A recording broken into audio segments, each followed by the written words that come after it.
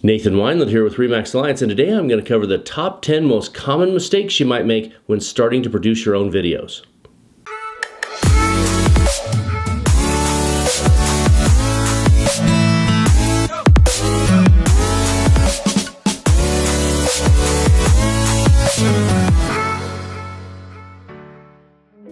Item number one is not checking your settings. When you're shooting on manual especially, but even when you're not, going through and making sure that all the camera settings are correct for the environment that you're in before you start shooting. We were down on a video shoot in Longmont, and I set up the camera to do a nice time-lapse teardown of all the equipment. Only I set the camera at 120 frames per second because that's what we were doing just before, and I ended up with about an hour and a half of painful slow motion of us taking everything apart. Now, we were able to make that work by speeding up the film 10,000 times faster, but you might be in a situation where you just don't have that ability to do, where you've set the white balance off. There's other problems that you might have, and it's all because you didn't check your camera settings ahead of time. That brings us to item two, which seems really basic but happens more often than you want to admit, and that's forgetting to turn your equipment on. You look down and, oh gosh, I turned it off of record rather than on. Or your microphone's not turned on. So it's always good just to double check all of your equipment, make sure everything is running along before you really jump into a shot. It's easier to do than you think. One of the shots that we were doing was a car driving away, and like 3 times in a row, I think we reached over and stopped the camera rather than started it. It happens a lot, so, well, it happens to some of us more often than others, so pay attention. Now, item number 3 is the stuff that you forget to bring. Now, this happens quite often as well.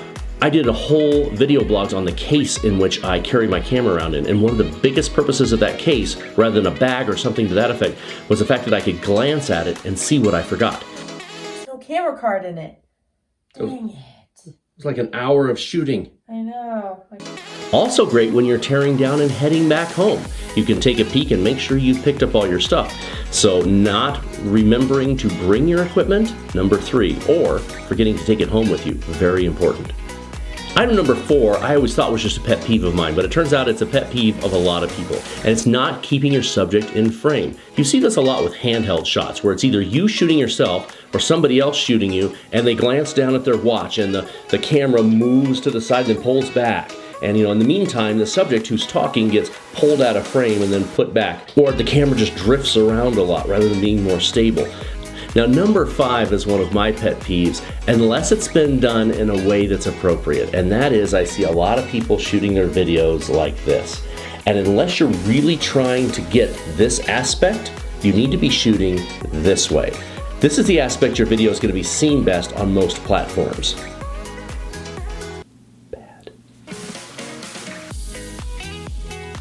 So make sure that you pay attention to what's going on behind you on the camera. It's very important to make sure there's no distracting things happening that would draw your audience away from the important thing that's going on with you.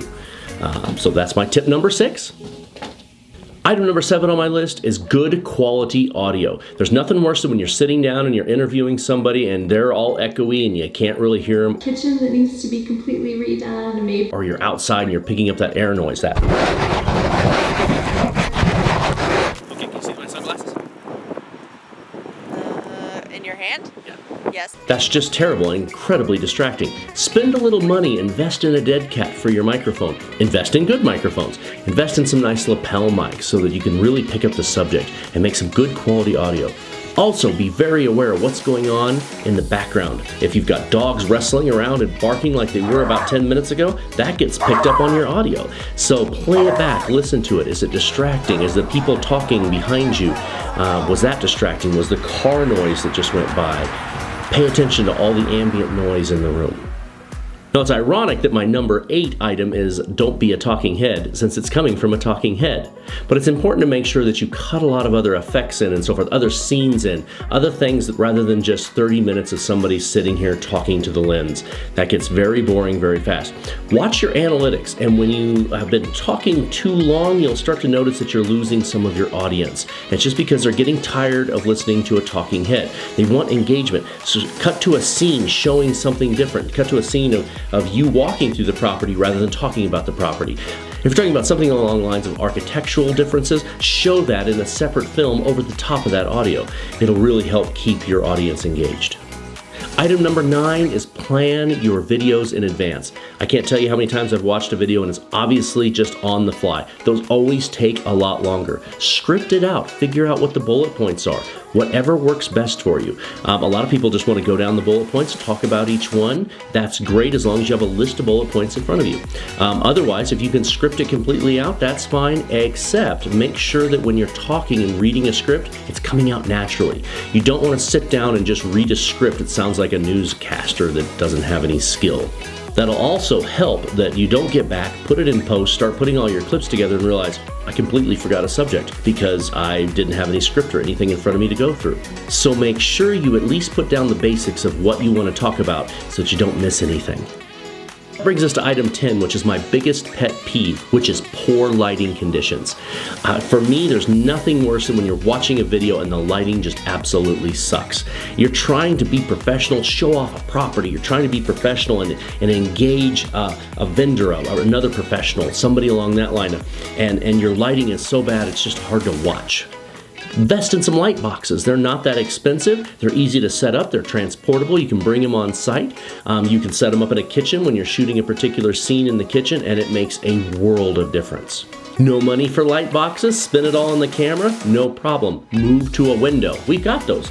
And they really do a good job. Watch, I'm going to mess up our lighting in the room completely. It's gonna be so overexposed. Look how overexposed it is. We're talking about poor lighting here. Trying something new can always be intimidating, especially video. So hopefully these tips will help you avoid some of the most common mistakes we see. Now get out there, practice, have some fun, and make some great videos. My list